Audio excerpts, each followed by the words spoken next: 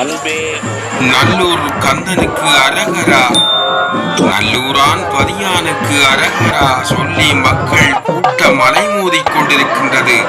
நல்லூர் வாயிலெங்கும் கச்சியப்ப சிவாச்சாரியாரும் அத்தனை அடியார்களும் வேண்டி நிற்பது நல்லூர் கந்தனையே. கோடான கோடி பக்தர்கள் தேங்காய் உடைத்து அர்ச்சனை செய்து கொண்டிருக்கின்றார்கள் இந்த நல்லூரான் பதியினிலே. தென்னிந்தியாவிலே எத்தனை ஆலயங்கள் பிரசித்தி பெற்றிருந்தாலும் தஞ்சை பெரிய கோயில், ராமேஸ்வரம், காசி விஸ்வநாத கோயில் போன்ற ஆலயங்கள் கூட அத்தனை கோடி பக்தர்கள் திரள்கையிலே இந்த நல்லூரான் சன்னதியிலே இத்தனை கோடி மக்கள் திரள்கின்றதை பார்த்து இந்தியாவிலிருந்து எத்தனையோ கோடி பக்தர்கள் இப்பொழுதும் எங்களுடைய இலங்கை நாட்டில் இருக்கின்ற இந்த நல்லூரான் பதியிலே வந்து கால் தடம் பதித்துத்தான் செல்கின்றனர். ஏறுமையில் ஏறி விளையாடு முகம் ஒன்றே, ஈசனுடன் ஞானமொழி பேசு முகம் ஒன்றே, கொன்றுருக ஞானமொழி பேசு முகம் ஒன்றே. நல்லூர் சன்னதியானை வரவேற்க கூடான கோடி பக்தர்கள் காத்து கொண்டிருக்கின்றார்கள். வளமைக்கு மாறாக இம்முறை எத்தனையோ அடியார்கள் கூட்டம் அலைமோதிக் கொண்டிருக்கின்றது நல்லூரானின் தரிசனத்தை காண. வளமைக்கு மாறாக எந்த ஒரு ஆலயத்திலும் 10 நாள் 11 நாள் திருவிழாக்கள் தான் இங்கே காணப்படுகின்றன. இருந்தும் இந்த நல்லூரான் சன்னதியிலே 25 நாள் திருவிழாக்கள், ஒவ்வொரு திருவிழாக்களும் அந்த அலங்காரத்தோடு நடைபெற்றுக் கொண்டிருக்கின்றது. அதாவது கச்சியப்ப சாமியும் அருணகிரிநாதர் அழகாக சொல்லியிருக்கின்றார் முருகனுடைய பாடலில். முருகப்பெருமானை உள்ளம் உருகி வணங்குவோருக்கு எப்போதும் துன்பமில்லை என்பதை அருணகிரியார் அழகாக சொல்லியிருக்கின்றார் இந்த பாடலில். அற்புதமாக நடந்து கொண்டிருக்கின்றது இந்த தேர் திருவிழா. அதாவது இந்த ரதோற்சவம் உணர்த்துவது யாதெனில், ஒரு மனிதனுடைய ஆணவம் எதனை உணர்த்துகின்றது? ஆணவம் உணர்த்துவது மாயையின் வடிவில் என்பதை உணர்த்தி கொண்டிருக்கின்றது இந்த ரதோற்சவம். ஒவ்வொரு பக்த அடியானும் இந்த கந்தனுடைய ரதத்தின் வடத்தை பிடிக்கும் போது நீங்கள் செய்கின்ற அத்தனை பாவ புண்ணியங்களும் விலகி செல்லும் என்பதையே இந்த ரதோற்சவம் விளக்கி நிற்கின்றது.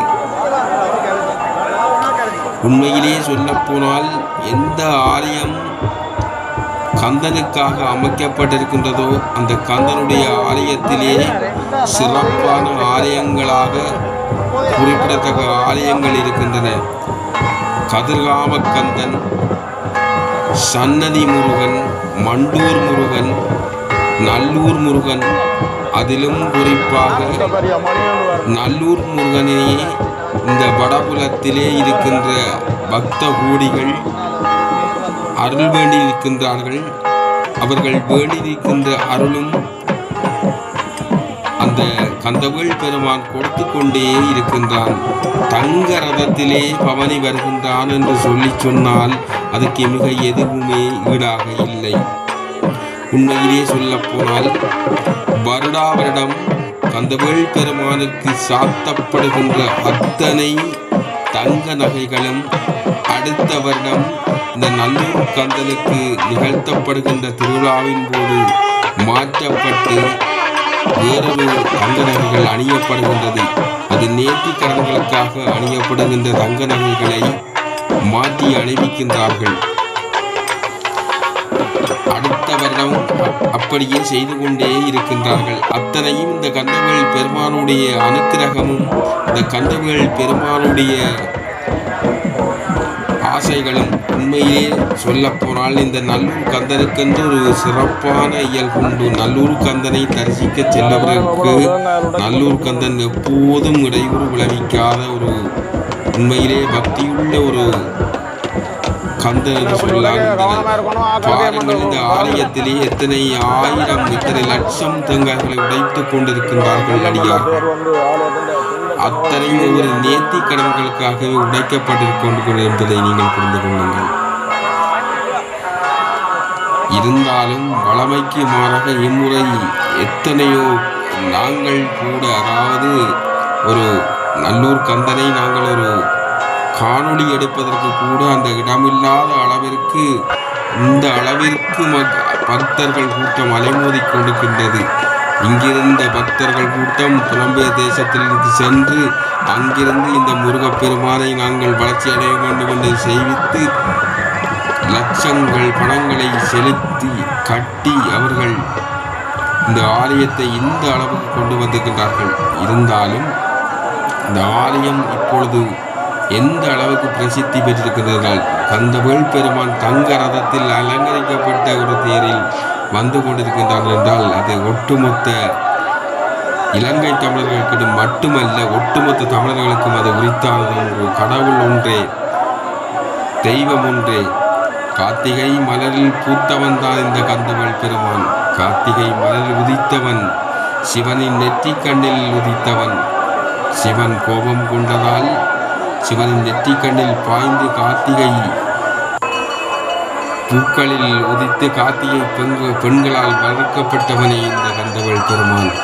உண்மையிலே சொல்ல போனால் மெய் சிலிர்க்கின்றது. இப்பொழுது சொல்லிக்கொண்டு போனால் எத்தனையோ இந்த கந்தவேல் பெருமானை பற்றி சொல்லலாம்.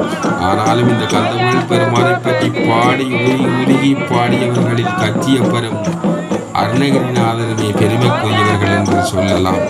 உண்மையிலே பாருங்கள் மக்களை மெய் சிலிர்க்கின்றது. எத்தனையோ லட்ச மக்கள், கோடான கோடி பக்தர்கள் கூடியிருக்கின்ற இந்த நேரத்திலே இந்த தேரின் இந்த பச்சை சாத்தும் நிகழ்வுக்கு செல்வதற்கு எத்தனை மணியாகும் என்பதை பார்த்து கொண்டிருங்கள். சரியாக நான் கூட இந்த தேர் அடியில் சென்று பச்சை சாத்துவதற்கு சரியாக 12:30 தான் நான் இந்த தேரடியிலே பச்சை சாத்தி விட்டு திரும்பினேன். அந்த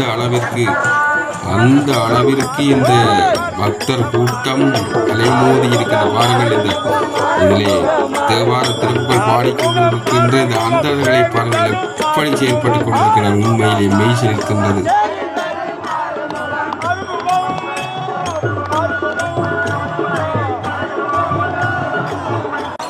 அன்பே உருவாகிய நல்லைக்கந்தன் நல்லோர் பதியிலே அடியார்கள் படைபுடை சூழ எம்பெருமான் வெளி உலா வீதி வலம் வந்து வருகிற காட்சியை, கண்கொள்ளா காட்சியை சகல உலக நாடுகளிலிருந்து வந்திருக்கிற சகல மக்களும் தரிசித்த வண்ணம் நோயற்ற வாழ்வும் குறைவற்ற செல்வமும் ஒரு மனிதனுடைய வாழ்க்கையிலேயும் கிடைக்க வேண்டும்.